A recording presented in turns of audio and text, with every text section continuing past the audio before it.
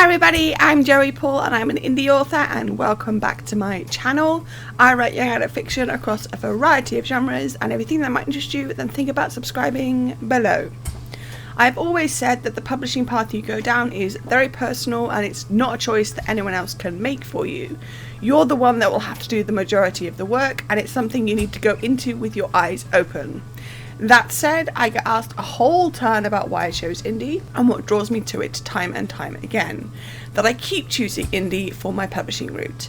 So I thought I'd give you my thoughts on it and my personal reasons for going down that route. I did a video at the start of the year about reflecting on why I chose indie, which I will link up in the cards. So number one, deadlines suck. One of the things I've talked about a lot is that I struggle with deadlines, and part of that is disability and chronic illness related, and part of it is just not being good with stress. I know that there are buffers when it comes to traditional publishing. I know that it's not a case of having to hit every deadline with no extensions and no excuses no matter what. But for me, I work better when I have some control over the deadlines. While they do still exist in indie, there's something that I can set, I can change them, I can move things around, and I'm not locked into it most of the time. I've had people ask why I have deadlines at all if that's the case, and like I've said in previous videos, they are still a part of the indie lifestyle, but they are to me very different than traditional pub. Like for example, I set deadlines to get a book to the developmental editor and then the line editor and so on. A lot of that requires both my work and someone else's.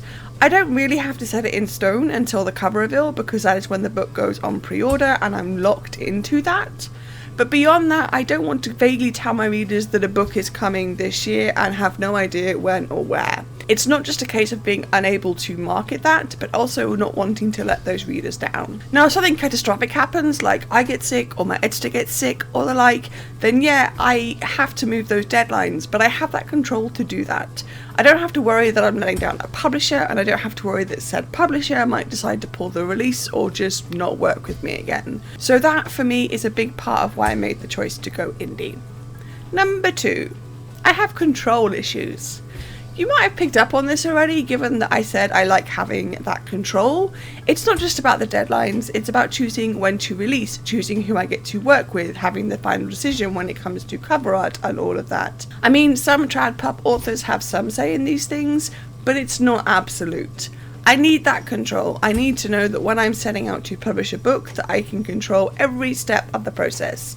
Yes, it makes for a stressful and expensive time, but at the same time, I'm the one that gets to say which book goes where and when. I can write whatever genre I want, I can tell whatever stories I wish to, and I don't have to worry that it won't be appealing to a publisher.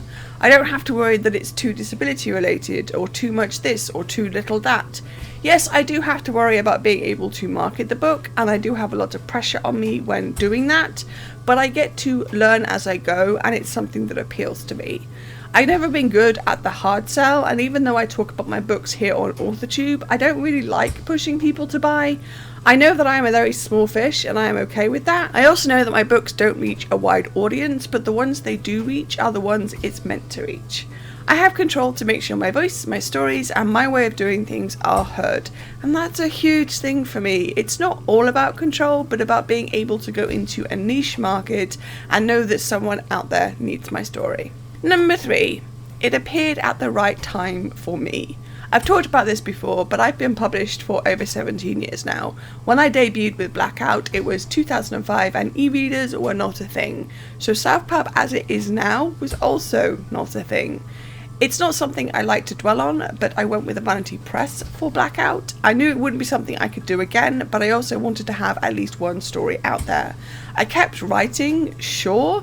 I kept trying to query, sure, but I also had a bunch of health issues that made it harder to imagine that I would get to the age that I am now. So when KDP and all of that became a thing, I jumped on that ship. It was a way for me to continue getting books out there without having to pay a company to do it for me. Yes, I had to find the money for editors and covers and all of that, but it also gave me a chance to be an author of more than one book. I didn't do it right straight off, but it was a feeling of being seen, being heard, and knowing that this was the right path for me. Now, it might not be the right path for you, and that's okay. Everyone is different. But for me, choosing indie was the best thing that I did for my writing, and I still stand by that today. I know I talked about this at the beginning of the year, but I thought I would talk a little bit more about my reasonings for choosing the path that I went down. If it's something that interests you, great. If it's not something that applies to you, also great. So why did you choose the publishing path that you're on? Let me know in the comments down below. So that's all I've got time for today. If you want to support my channel, you can comment, like, or subscribe. I post new videos on Thursdays. You can find me all over social media, and my books are available everywhere. And you can also sign up to my newsletter. And don't forget to pick up Cramming Chronicles: The Second Pang, which is the second in a young adult urban fantasy series.